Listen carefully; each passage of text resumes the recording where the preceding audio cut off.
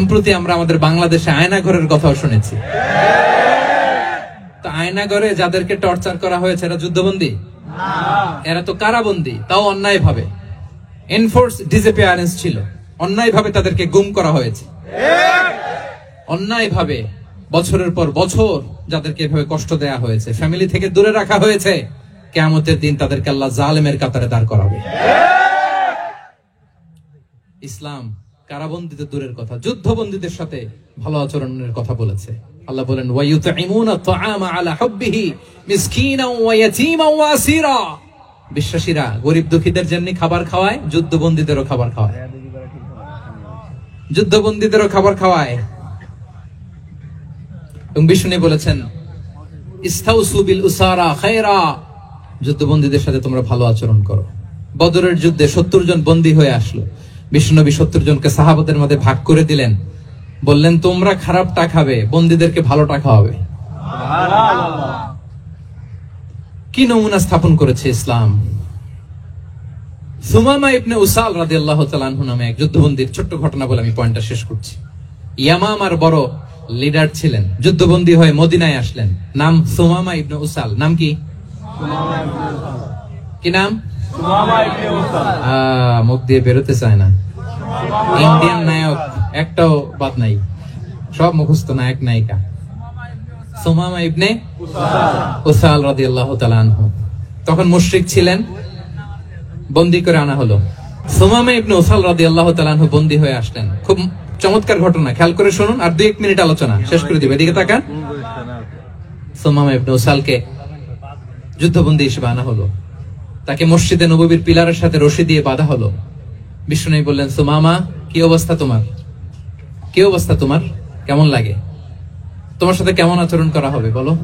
বললেন মুহাম্মদ, তুমি চাইলে মারতেও পারো, বাঁচিয়েও রাখতে পারো।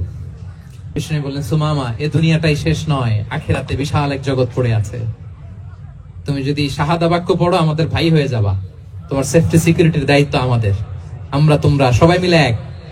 তারপর একে একে বিশ্বনবী তার সাথে ইসলামের সৌন্দর্যগুলো তুলে ধরলেন। সালাত কি, যাকাত কি, এগুলো বুঝালেন। বাড়িতে যেয়ে বললেন সবচেয়ে ভালো খাবার রান্না করো। একজনকে দিয়ে মসজিদে পাঠালেন। যুদ্ধবন্দীর সাথে কি আচরণ দেখছেন। এরপরের দিন বিশ্বনবী আবার তাকে ইসলামের দাওয়াত দিলেন। এরপর বাড়িতে এসে একজনকে বললেন, যাও আমার ওই উটের দুধ দহন করে তাকে 1 পেয়ালা গরম দুধ দিয়ে আস। আমরা জামাইকেও তো এরকম সমাদর করি না, কি বলেন? তৃতীয় দিন বিষ্ণুনবী আবার খাবার নিয়ে গেলেন, আবার ইসলামকে তুলে ধরলেন। সুমামা তো অবাক, যুদ্ধবন্দীদের সাথে মুসলমানরা এরকম আচরণ করে। 3 বছর বিষ্ণুনবীর 3 দিন ধরে লাগাতার যখন ইসলামকে প্রেজেন্টেশন শেষ, বিষ্ণুনবী বললেন যাও এবার সুমামা ইবনে উসালের রশিটা খুলে তাকে ছেড়ে দাও। সাহাবারা বলেন কি ইয়া রাসূলুল্লাহ, ভয়ঙ্কর, বিশ্বাসঘাতকতা করবে, মেরে ফেলবে আমাদের। বিষ্ণু বললেন না, আমি যা জানি তোমরা তা জানো না, ছেড়ে দাও। সুমামাকে ছেড়ে দেয়া হলো। সুমামা বের হলেন মসজিদ থেকে, ফিরে তার ভূখণ্ড, তার এলাকা ইয়ামামাতে তিনি গেলেন না। মদিনার মসজিদে নবীর পাশে খেজুর বাগানের পাশে তিনি অজু করলেন, গোসল করলেন, অজু করলেন। এরপর ফিরে এসে বিশ্বনবীর সামনে দাঁড়িয়ে বললেন আশহাদু আল্লা ইলাহা ইল্লাল্লাহ ওয়া আশহাদু আন্না মুহাম্মাদান আবদুহু ওয়া রাসূলুহু। এরপর ফিরে এসে বিশ্বনবীর সামনে দাঁড়িয়ে বললেন আশহাদু আল্লা ইলাহা ইল্লাল্লাহ ওয়া আশহাদু আন্না মুহাম্মাদান আবদুহু ওয়া রাসূলুহু। আমি সাক্ষ্য দিচ্ছি আল্লাহ ছাড়া কোনো ইলাহ নেই, আপনি আল্লাহর প্রেরিত রাসূল। আপনি আমাকে উমরার অনুমতি দিন। তিনি লিখে দিলেন। এই প্রথম কেউ মুসলিমদের মধ্যে উমরা করেছেন তালবিয়া পড়তে পড়তে, লাব্বাইক আল্লাহুম্মা লাব্বাইক পড়তে পড়তে। উমরা করার শেষে ইয়ামামা থেকে গম আসতো মক্কায়, ওই গম পিষে রুটি বানিয়ে মক্কাবাসী খেয়ে বেঁচে থাকতো। উনি ঘোষণা দিলেন মুহাম্মাদের অনুমতি ছাড়া ইয়ামামার একটি গমের দানা আজ থেকে মক্কায় পৌঁছবে না। সুবহানাল্লাহ পড়বেন না? এই যে আমেরিকা যে ইকোনমিক স্যাংশন দেয়, এটা শিখছে সুমামা ইবনে উসাল রাদিয়াল্লাহু তাআলা আনহুর কাছ থেকে। আল্লাহু আকবার।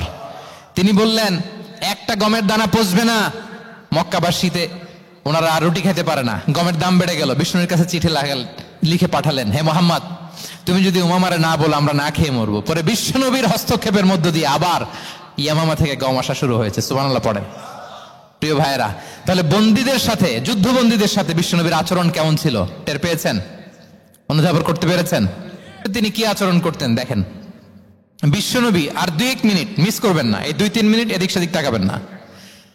ভিক্ষুকের সাথে কি আচরণ, বিশ্বনবী কখনো না বলতে পারতেন না। কেউ হাত পাতলে কি বলতে পারতেন না? পারতেন না। এক ভিক্ষুক এসে বলে, এই মোহাম্মদ দাও, তোমার কাছে কি আছে দাও। নবী তখন চাদর পরা ছিলেন, চাদর ধরে এমন জোরে টান দিছেন বিশ্বনবীর ঘাড়ের চামড়া এখানে ছিঁড়ে গেছে, চামড়ায় দাগ পড়ে গেছে। বিশ্বনবী তার দিকে তাকিয়ে ওই যে মুচকি হাসির ম্যাজিক, আবার মুচকি হাসি দিয়ে বললেন, যাও তাকে কিছু দিয়ে দাও। সুবহানাল্লাহ পড়বেন না? আচ্ছা, ভিক্ষা করতে আইসা যদি আপনার জুব্বা ধরে টান মারে, জামার কলার ধরে টান মারে, এই দে, কি করবেন বলেন? ওই যে মায়ের, মানে ডানে ভাই আর কোনো সলিউশন নাই, খালি মায়ের, আইজো মায়ের খাইলো মায়ের। দেখেন, ভিক্ষা করতে এসে জামা ধরে টান দিয়ে ঘাড়ের চামড়া এখানে দাগ ফেলে দিয়েছে, কিন্তু বিশ্বনবী হাসি দিয়ে সলিউশন করলেন। সুবহানাল্লাহ পড়েন। শত্রুদের সাথে তিনি কেমন আচরণ করেছেন? আল্লাহ আল্লাহ আল্লাহ আল্লাহ। তায়েফের ময়দানে রক্তাক্ত হয়েছেন, রক্তাক্ত। পাহাড় রক্ষী ফেরেশতারা বলে, নবী আপনাকে রক্তাক্ত করেছে? তায়েফে কেন গেছিলেন বিশ্বনবী? জমির বায়না করতে না? তায়েফে জমি কিনতে গেছিল না? তায়েফবাসীকে জাহান্নামের আগুন থেকে বাঁচাতে রক্তাক্ত করা হয়েছে। পাহাড় রক্ষী ফেরেশতারা বললেন, নবী একটা আদেশ দেন, 2 দিক থেকে চাপা মেরে পুরো তায়েফবাসীকে মাটির সাথে মিশিয়ে ফেলবো, মাটির সাথে মিশে যাবে। বিশ্বনবী বললেন, না না, তারা হয়তো ঈমান আনে নাই, তাদের ভবিষ্যৎ প্রজন্মের কেউ না কেউ লা ইলাহা পড়বে, কেউ না কেউ লা ইলাহা জপবে। তাই হয়েছে। তায়েফে যদি যান, আল্লাহু আকবার, মসজিদ আর মসজিদ, শান্তি আর শান্তি। আল্লাহু আকবার। খেয়ে না খেয়ে দিন প্রচারের কাজে নিজেকে দিয়েছ বিলিয়ে, তায়েফের কাফিরেরা চিনল না সে আলো, দুষ্ট ছেলেদের পিছু দিল লেলিয়ে। পাথরের আঘাতে ক্ষত বিক্ষত হয়ে সারা শরীর থেকে রক্ত ঝরে। হে রাসূল তোমাকে ভুলি আমি কেমন করে, হাজার ব্যথা বেদনার পরে। ফিরে আসনি তুমি আপন ঘরে, দিনের আলো তুমি ছড়িয়ে দিতে, চলে গেলে মদিনায় মক্কা ছেড়ে। পড়ুন, হে রাসূল তোমাকে ভুলি আমি কেমন করে, হে রাসূল তোমাকে ভুলি আমি কেমন করে। আল্লাহু আকবার। উহুদের ময়দানে দাঁত শহীদ হয়েছে, রক্তাক্ত হয়েছেন, হেলমেট ভেঙে কপালে পাথর ঢুকেছে। ফেরেশতারা বললেন, আদেশ দেন উহুদ পাহাড় তাদের ঘাড়ের উপরে বসিয়ে দেয়। বিষ্ণু বললেন না, বিষ্ণু বললেন না, আল্লাহুম্মা হদি কওমি ফাইন্নাহুম লা ইয়ালামুন। আল্লাহ আমার কওমকে ক্ষমা করে দেন, ওরা বুঝে নাই। দেখেন, শুধু ক্ষমাই চান নাই যে আল্লাহ ওদেরকে মাফ করে দেন, ও কৈফিয়ত দিয়েছেন আল্লাহকে, এক্সকিউজ দিয়েছেন। আল্লাহ কেন কেন ক্ষমা করবেন? কারণ ওরা বুঝে নাই। এক্সকিউজ দিয়েছেন, তাদের হয়ে কৈফিয়ত দিয়েছেন। এই ছিল শত্রুদের সাথে বিশ্বনবীর আচরণ। যুদ্ধের ময়দানে ঘোষণা দিতেন, খবরদার ওদের নারীদের গায়ে হাত দিবে না, শিশুদের গায়ে হাত দিবে না, গবাদি পশু মারবে না, কোন পাদ্রীর গায়ে হাত দিবে না। গোটা বিশ্বের কেউ, কোন যুদ্ধের সেনাপতি যুদ্ধের ময়দানে এমন মানবতা দেখাতে পারে না। চিল্লায় বলেন ঠিক কিনা? 8ম হিজরিতে মক্কা বিজয়ের দিন থারথার করে কাঁপছিল কুরাইশরা, যে আজকে তো আমাদেরকে ক্যাপিটাল পানিশমেন্ট দিবে, ডেথ পেনাল্টি দিবে। বিশ্বনবী বললেন, না, লা তাসরিবা আলাইকুমুল ইয়াউম ইযহাবু ফাআনতুমুত তুলাকা। 4-5 জনকে তিনি শাস্তি দিয়েছেন, গণহারে শত শত হাজার হাজার পরিবারকে তিনি ক্ষমা করে দিয়েছেন। বললেন, তোমরা আমার ভাই, ভাই ভাইয়ের সাথে যেরকম আচরণ করবে, ইউসুফ তার ভাইদের সাথে যা করেছে আমি তাই করব, আমি ক্ষমা করে দিলাম। আল্লাহু আকবার। এ ছিল শত্রুদের সাথে আচরণ। শেষ কথা বলি, শেষ কথা হচ্ছে প্রাণীর সাথে বিশ্বনবীর কেমন আচরণ ছিল। প্রাণীর সাথে একবার এক আনসারের খেজুর বাগানে ঢুকলেন, ঢুকে দেখেন একটা উট কাঁদে। কি কাঁদে?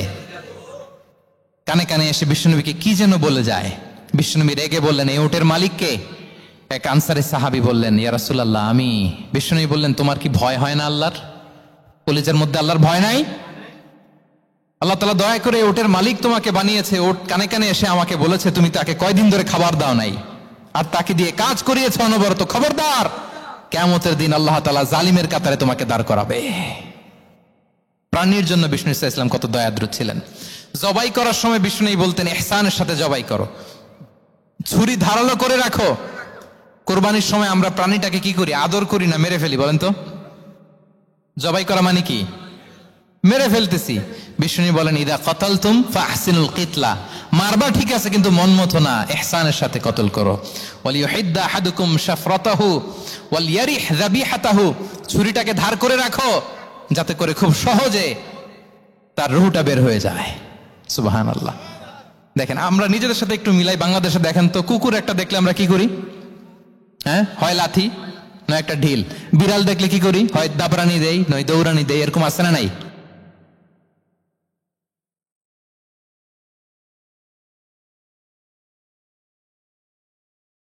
একটা হাঁসের বাচ্চা বাঁচানোর জন্য, একটা সাপের বাচ্চা বাঁচানোর জন্য, আর আমরা পাখির মতো মানুষকে গুলি করে মারি।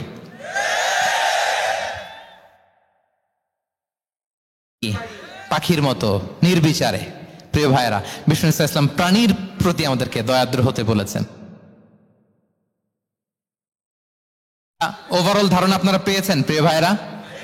হ্যাঁ, শিশুদের সাথে কোমল আচরণ করবেন তো আপনারা? আদর করবেন, চুমু দিবেন, কোলে নিবেন, হ্যাঁ, ভুল করলে শুধরে দিবেন, পারবেন? বড়দেরকে আগে সালাম দিবেন তো?